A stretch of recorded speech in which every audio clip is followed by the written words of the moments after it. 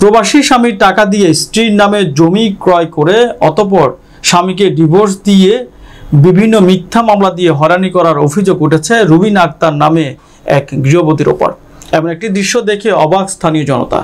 ঘটনাটি ঘটেছে কুমিল্লার ১৪গ্রাম উপজেলার ৩ নং কালিকাপুর ইউনিয়ন কালিকাপুর। সূত্রে জানা গেছে, কালিকাপুর গ্রামের হাফেজ আহমেদের ছেলে মোহাম্মদ কামাল হোসেন রুবিনা আক্তার লাকির সঙ্গে বিবাহ বন্ধনে আবদ্ধ হয়েছেন। বর্তমানে তাদের রয়েছে 2টি সন্তান। পরিবারের তাগিদে প্রবাসে ভ্রমণ করেন কামাল হোসেন। কামাল হোসেনের বাবা হাফেজ আহমেদ সাংবাদিকদের বিশেষ সাক্ষাৎকারে উল্লেখ করেন, আমার ছেলে কামাল হোসেন বিদেশ থেকে জমি ক্রয় করার জন্য টাকা দিয়ে থাকেন পুত্রবধূ রুবিনার কাছে। কথা ছিল জমির দলিল স্বামী ও স্ত্রীর নামে দলিল হবে। জমি ক্রয় করেছে ঠিকই, কিন্তু রুবিনা একক নামে দলিল করে থাকেন পুত্রবধূ রুবিনা আক্তার। কিছুদিন যাওয়ার পর পুত্রবধূ রুবিনা ঘরের ভিতর রাতের অন্ধকারে পরপুরুষের সঙ্গে অসামাজিক কাজে লিপ্ত থাকে। খবরটি এলাকায় ছড়িয়ে পড়লে কিছুদিন যাওয়ার পর এলাকাবাসী রাতের অন্ধকারে এসে রুবিনার ঘর তল্লাশি করে পরপুরুষের সঙ্গে আটক করে দুজনকে। পরবর্তীতে রুবিনা আক্তার পরপুরুষের সঙ্গে বিবাহের একটি কাবিননামা দেখানো হয়।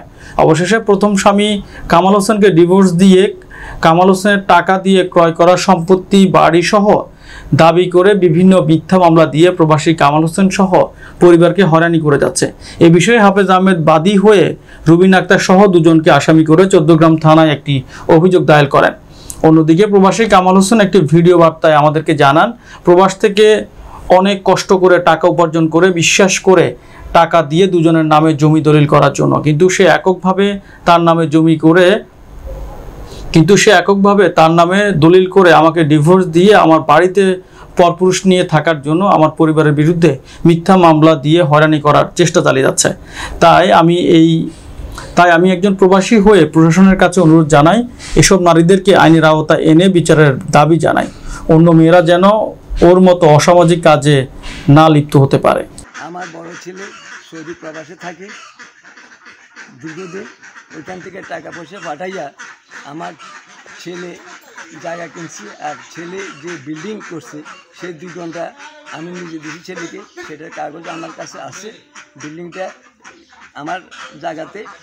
আর ওই মহিলা যে সম্পদ কিনছে পরে বলছিল 2 জনের নামে করার জন্য, সে তার নামে করিয়া অন্য পুরুষের কাছে বিয়ে বসে আসা এখানে বসবাস করতে চায়। আমরা তাদেরকে বাধা দিলে সে আমাদেরকে মামলা দিয়া বারবার হয়রানি করতেছে। কয়েকটা মামলা আছে। আর তার যে অকাট্য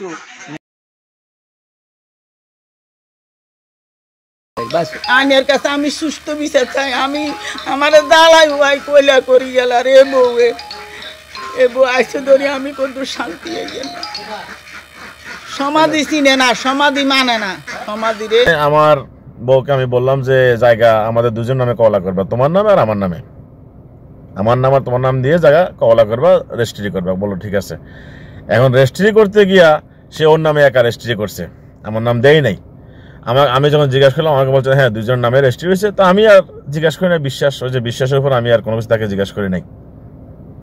এখন সে আমাকে ডিভোর্স দিয়ে অন্য পুরুষের কাছে বিয়ে বসা, সে আমার ঘরে আমার বিল্ডিংয়ে এসে আমার বাসুরের জায়গা কিনছে, আমার বাসুরের টাকা দিই, ঘর দিচ্ছে আমার বাসুরের টাকা দিই। হে অন্য পুরুষ নিয়ে এ বাড়িতে থাকতো চায়। সে বিয়ে বই এ বাড়িতে আসছে। এরপরে আমরা সমাজ জানাচ্ছি, সমাজে আসে হাতে নাতে ধরছে।